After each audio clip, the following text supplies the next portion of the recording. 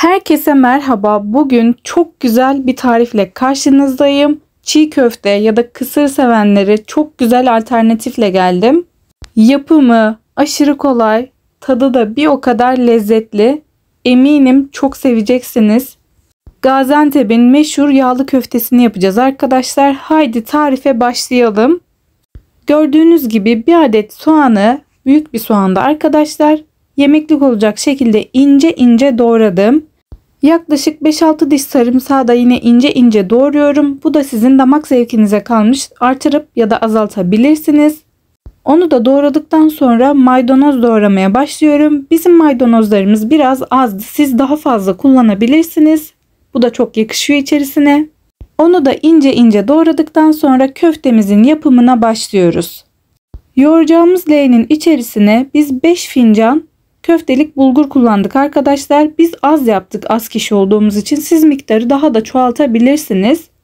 İçerisine doğradığım sarımsak ve soğanı ekledim. Daha sonra da kabuğuyla limonları ekledim. Görüyorsunuz, bu aşaması çok önemli. Sırasıyla diğer malzemeleri eklemeye başlıyoruz ve hafifçe yoğurmaya başladık. Ama asıl yoğurma işlemini diğer malzemeleri ekledikten sonra yapmaya başlayacağız. Gördüğünüz üzere biber salçası ve domates salçası ekliyorum. Yaklaşık 1,5 yemek kaşığı ekledim. Domates salçasından da 1 yemek kaşığı hemen hemen.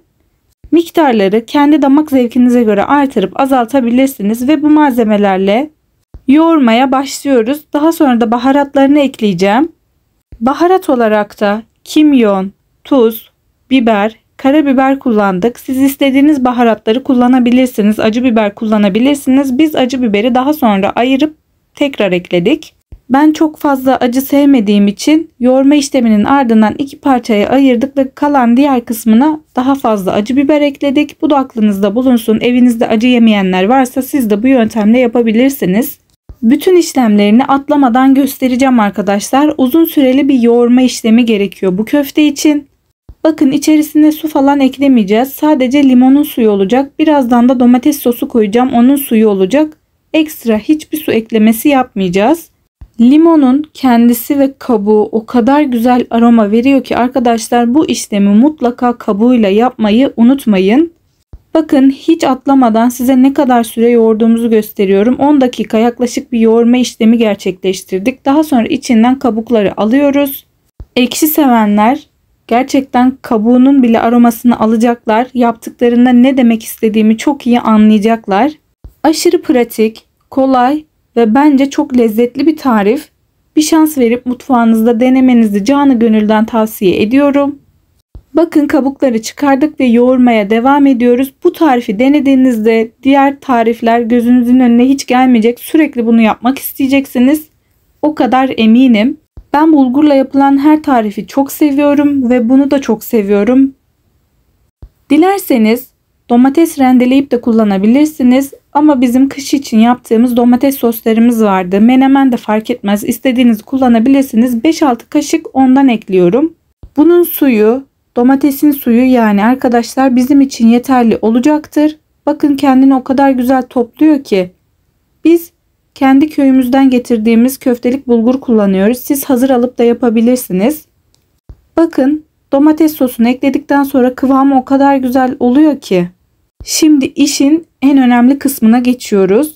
Maydanozları ilave ettikten sonra yarım su bardağı kadar zeytinyağını ısıtmıştım. İçerisine pul biber ekledim. Siz eklemek zorunda değilsiniz ama bu da ayrı bir lezzet katıyor. Sıcacıktı, cosur cosur etti. Tabii siz sesi duyamıyorsunuz ama yaptığınızda duyacaksınız.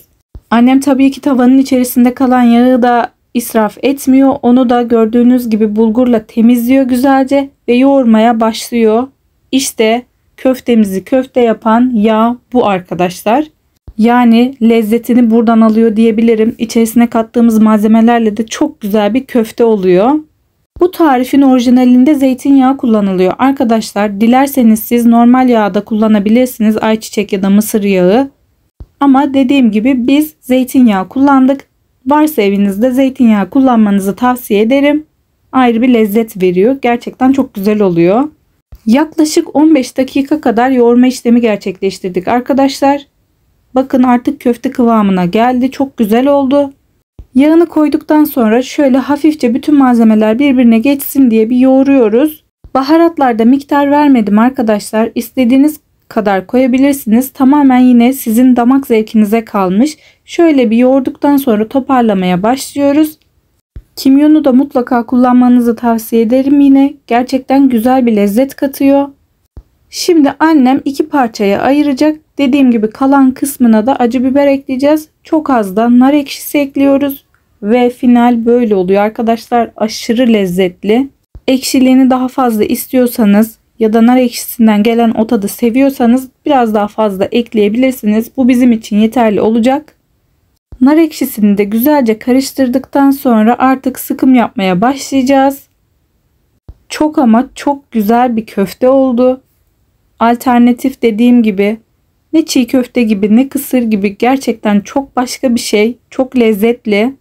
İçindeki baharatlar, soğan, salçanın verdiği tat çok başka. Özellikle domates sosun.